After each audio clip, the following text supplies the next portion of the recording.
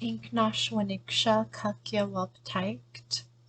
My name in Ichishkin is Kakyawaptaikt.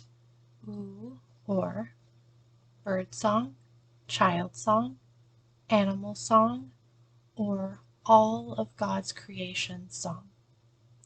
Today I wanted to explore an idea that I have about a series on this here channel.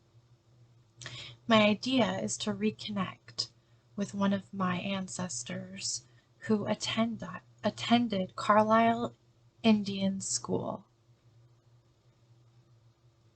also known as Carlisle, also known as Carlisle Indian Industrial School. This school was located in Pennsylvania, and my auntie and uncle both went to this school. My auntie ended up graduating from this school in 1907, and I want to explore her story while she was at this school. She was from the state of Oregon, so to leave her home in Oregon and travel all the way to Pennsylvania to attend this school must have been quite an experience. Needless to say, everyone who attended these schools, these residential schools, these boarding schools, were inevitably abused. Leaving home and going that far away from home to attend a school is traumatic in and of itself, one might say. However, when we delve into the literature that's available, sometimes we read this other story and we understand that our ancestors were making differences in these institutions. Our ancestors were triumphant in these institutions, and perhaps most importantly, our ancestors created amazing friendships at these institutions. So this is episode 1, where I'm in Kapashayat, rainbow makeup. I thought, how would Kakyawaptaikt be? How would a bird song be in appearance on episode 1 of the series? And I came up with this. So there you go. There's some explanation upon that matter. If that was distracting to you, I hope not. I wanted to match my background. I simply wanted to match my background. So a little bit about my auntie, Atwai Frances Gingras. She attended this boarding school, Carlisle, from the years 1900 to 1907. And while at the school, she was on the basketball team. She was part of a literature club.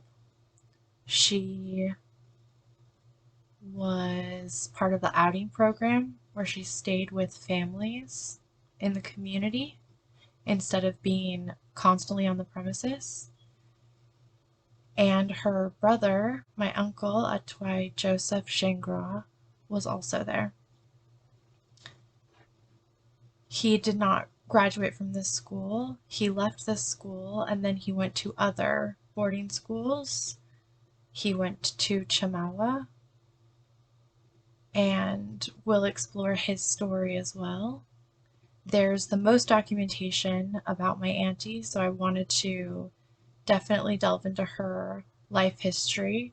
She ended up walking onward in 1909.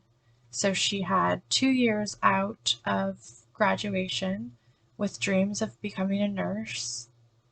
She had a 7-week-old baby, and she perished due to quick consumption, also known as pulmonary tuberculosis.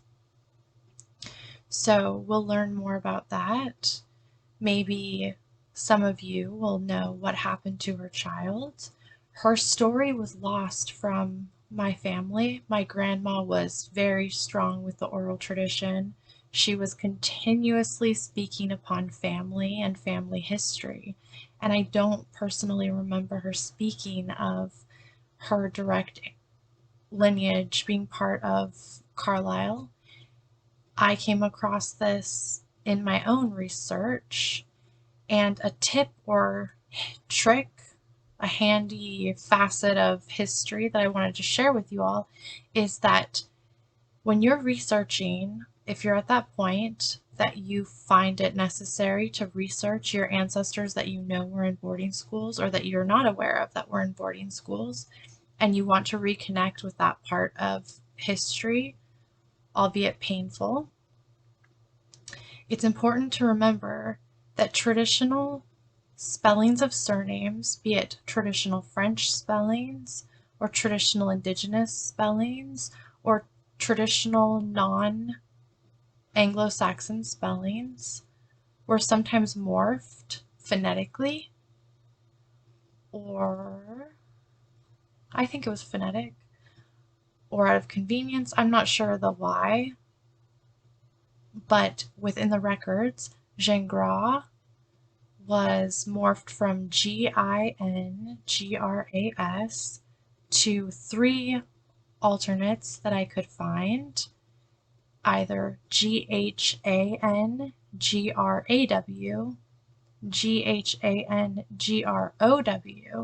or GHANGREW.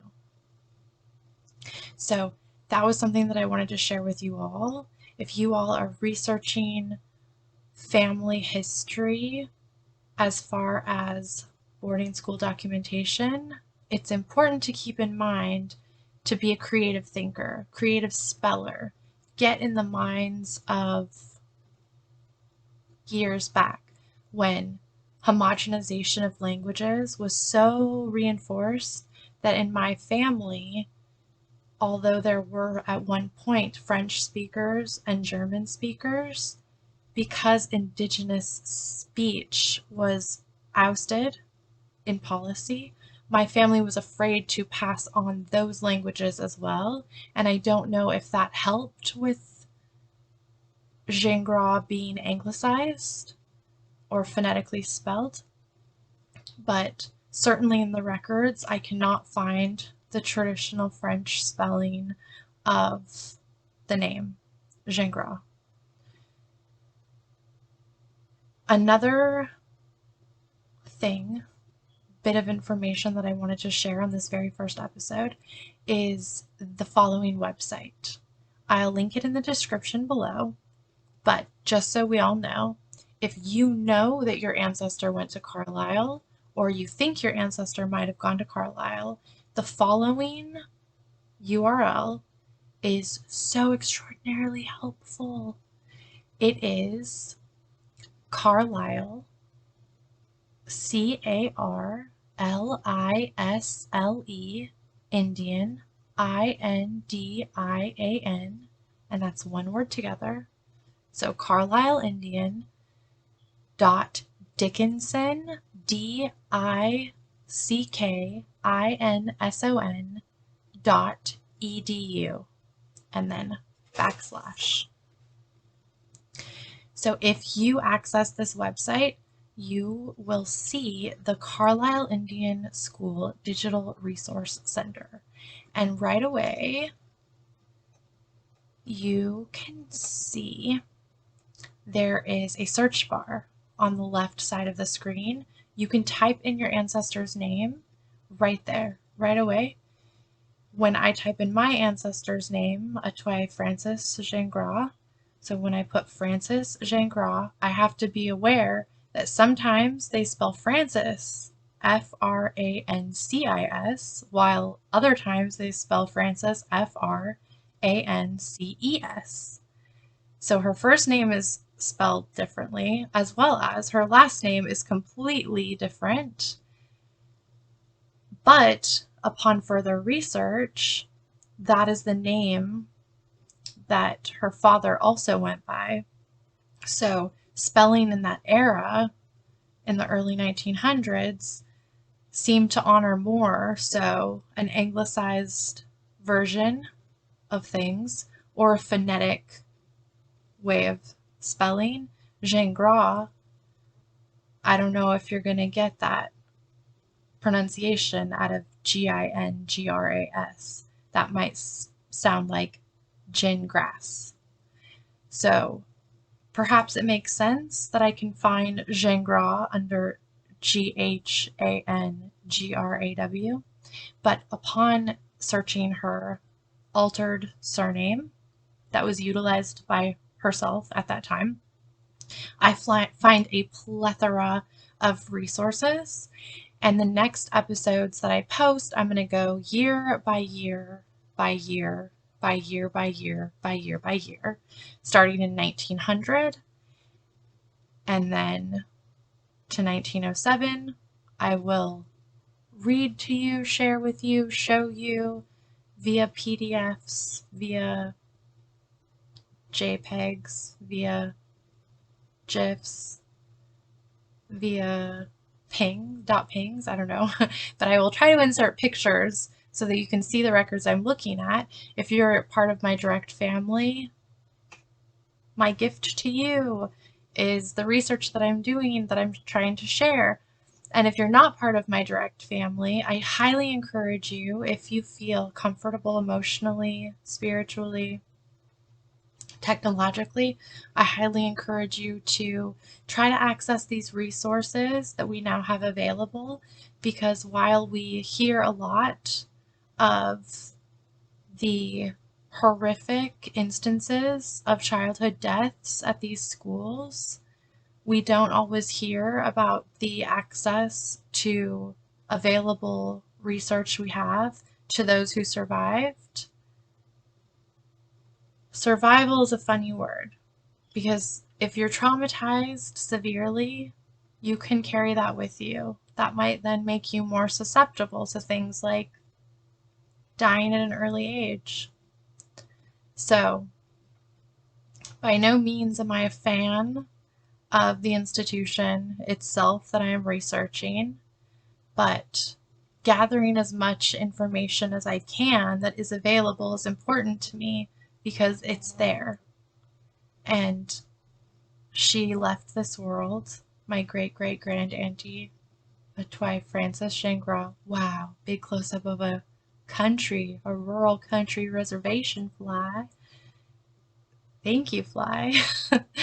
My auntie left this world with a 7-week baby, and to my knowledge, that child was no longer part of my family. Another fly! So perhaps within this project I can reconnect with a line of my family that I was unaware of for many years of my life, and that would be a very big gift, just like these visiting flies. So I encourage you all to put your research hats on. I encourage you all to wear your bird makeup if you see fit. And until next time, I will see you again.